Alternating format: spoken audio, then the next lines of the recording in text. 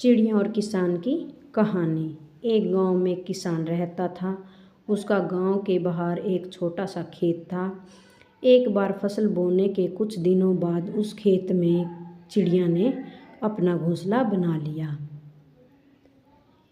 कुछ महीने बीते तो चिड़िया ने वहाँ 2 अंडे भी दे दिए।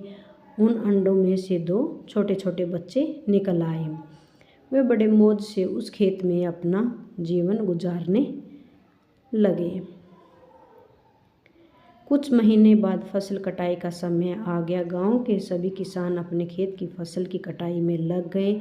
अब चिड़िया और उसके बच्चों का वहां खेत छोड़कर नए स्थान पर जाने का समय आ गया था।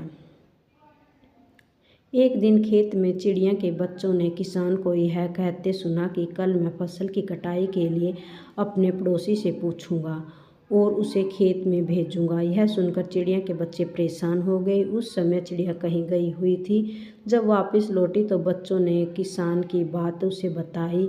माँ, आज हमारा यहाँ अंतिम दिन है। रात में हम दूसरे स्थान के लिए यहाँ से निकलना होगा। चिड़िया ने उत्तर दिया, इतनी जल्दी नहीं बच्चों, मुझे नहीं लगता कि खेत में फसल की कटाई होगी।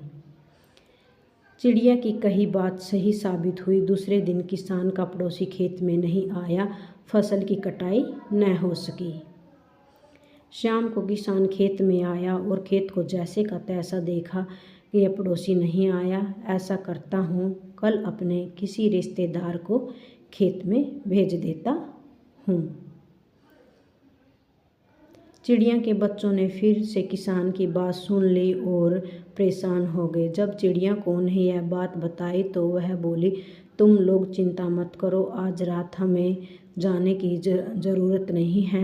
मुझे नहीं लगता कि किसान का रिश्तेदार यहाँ आएगा।